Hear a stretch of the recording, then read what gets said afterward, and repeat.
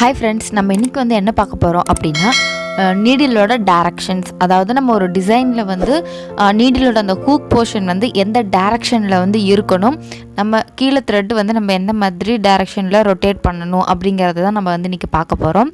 So நம்மளுக்கு வந்து டாப்பில் வந்து நம்மளுக்கு நீடிலோட டைரக்ஷன் எந்த மாதிரி நம்ம வந்து ஒரு டிசைனை பார்த்து கொண்டு போகணும் அதான் நான் இன்றைக்கி வந்து உங்களுக்கு சொல்லித்தர போகிறேன். ஏன்னா இது ரொம்ப சிம்பிளான டிப் தான். இது வந்து நம்ம பிகினர்ஸ்க்கு வந்து இது நிறைய பேர்த்துக்கு இதில் வந்து ஒரு ஐடியா இருக்காது, அதுக்காக தான்.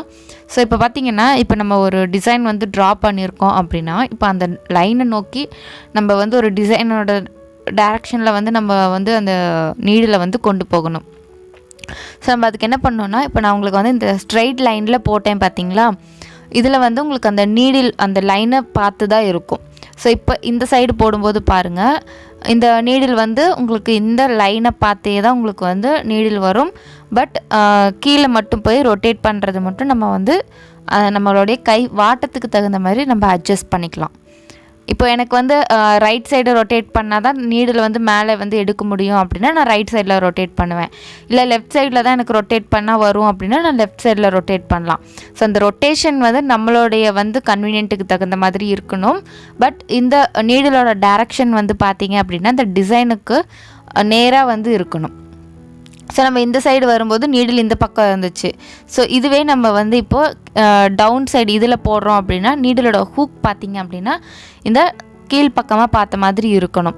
ஸோ இதுதான் இதில் வந்து ஒரு சின்ன மைனூட்டான விஷயம். இதை மட்டும் நம்ம தெரிஞ்சுக்கிட்டோம் அப்படின்னா கண்டிப்பாக நம்ம வந்து எல்லா டைரக்ஷன்ஸ்லேயுமே நம்மளுக்கு வந்து நீடில் வந்து ரொட்டேட் பண்ணி ப்ராக்டிஸ் பண்ணி ஈஸியாக இருக்கும்.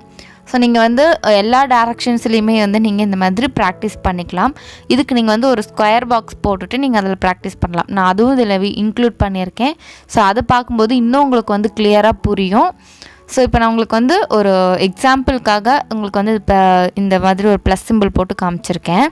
ஸோ இப்போ நம்ம இந்த சைடு போடும்போது இந்த நீடில் பார்த்திங்க அப்படின்னா உங்களுக்கு அந்த லைனை பார்த்த மாதிரி தான் இருக்கும். நான் ரொட்டேஷன் வந்து எனக்கு வந்து எந்த பக்கம் வந்து கன்வீனியண்ட்டாக இருக்கும் நான் அதுக்கு தகுந்த மாதிரி. இப்போ நான் வந்து லெஃப்ட்டில் ரொட்டேட் பண்ணும்போது எனக்கு கன்வீனியண்ட்டாக இல்லை. ஸோ நான் ரைட்டில் வந்து ரொட்டேட் பண்ணி பார்ப்பேன்.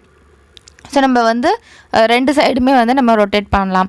நம்ம மேக்ஸிமம் வந்து அப் அண்ட் டவுன் டைரக்ஷனில் தான் நம்ம வந்து போட்டிருப்போம். ஏன்னா நம்ம அதுக்கு தகுந்த மாதிரி நம்ம வந்து ஃப்ரேமை வந்து திருப்பிக்கிறோம். ஸோ நம்ம இப்போ ஒரு டிசைனை வந்து ஒரு மேங்கோ டிசைன் வந்து அந்த சுழிவுலேருந்து போட்டு வரோம் அப்படின்னா நம்ம அதுக்கு தகுந்த மாதிரி ஃப்ரேமை வந்து திருப்பிப்போம். இல்லை டவுனில் அந்த கேர்வ்லேருந்து போடுறோன்னா நம்ம அதுக்கு தகுந்த மாதிரி ரொட்டேட் பண்ணிப்போம். ஸோ நம்மளோட கன்வீனியன்ட்டுக்கு தகுந்த மாதிரி தான் நம்ம வந்து ஃப்ரேமை திருப்பிகிட்ருக்கோம். ஸோ பட் நம்ம இதில் வந்து ஃப்ரேமை வந்து திருப்பாமையே எப்படி வந்து ஈஸியாக போடலாம் அப்படிங்கிறத தான் நம்ம வந்து இதில் பார்க்குறோம். ஸோ இது வந்து ரொம்ப சிம்பிளான மெத்தட் தான். நம்ம வந்து ப்ராக்டிஸ் மட்டும் பண்ணிக்கிட்டோம் அப்படின்னாலே போதும். இது ப்ராக்டிஸ் பண்ணிக்கிறதுக்கு கொஞ்சம் டைம் எடுக்கும். ஏன்னா நம்மளுக்கு கீழே வந்து நூல் வந்து எந்த பக்கம் வந்து சுற்றணும், நம்ம நீடில் வந்து எந்த பக்கம் ரொட்டேட் பண்ணணும் அப்படிங்கிறது வந்து நிறைய டவுட் இருக்கும். ஸோ நீங்கள் அதை வந்து ஒர்க் பண்ணி ட்ரை பண்ணிகிட்டே இருங்க. ஒவ்வொரு மாதிரியும் ஒரு தடவை லெஃப்ட் டு ரைட்டில் ரொட்டேட் பண்ணி பாருங்கள். அப்புறம் ஒரு தடவை ரைட் டு லெஃப்ட் ரொட்டேட் பண்ணி பாருங்கள் த்ரெட்டை. நம்ம கீழே வந்து நம்ம நூல் வந்து சுற்றுறோம் பார்த்திங்களா அதை.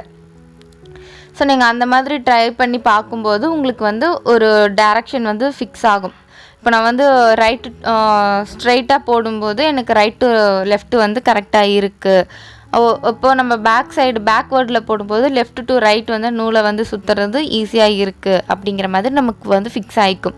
ஸோ அதை நம்ம ஒர்க் பண்ண ப்ராக்டிஸ் பண்ண அது நம்மளுக்கு வந்து மைண்ட் செட் ஆகிடும்.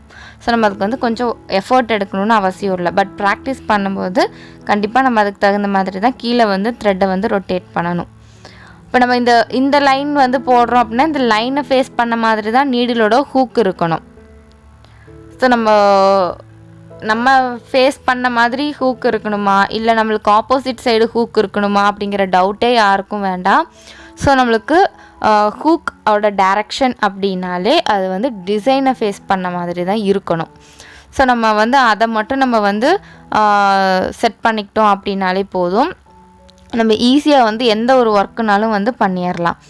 ஏன்னா நம்மளுக்கு வந்து நம்ம ஃப்ரேம் அப்படிங்கும்போது நம்ம ரொட்டேட் பண்ணி நம்ம டிசைன்ஸை வந்து போடலாம். இதுவே நம்ம ஆரி காட்டில் போடுற மாதிரி இருந்துச்சுன்னா நம்ம வந்து காட்டை ரொட்டேட் பண்ணவும் முடியாது, நம்ம எந்திரிச்சு ஒவ்வொரு தடவை சுற்றியும் ஒர்க் பண்ண முடியாது. ஸோ நம்ம அதுக்கு தகுந்த மாதிரி நம்ம வந்து ப்ராக்டிஸ் பண்ணிக்கணும். ஸோ இவ்வளோ நிறைய வீடியோவை பொறுமையாக பார்த்ததுக்கு தேங்க்யூ. இப்போ தான் நம்ம சேனலை ஃபர்ஸ்ட் டைம் பார்க்குறீங்க அப்படின்னா மறக்காமல் சப்ஸ்கிரைப் பண்ணிக்கோங்க. அண்ட் பக்கத்தில் ஒரு பெல் ஐக்கான் இருக்கும், அதையும் கிளிக் பண்ணிக்கோங்க. தேங்க்ஸ் ஃபார் வாட்சிங்.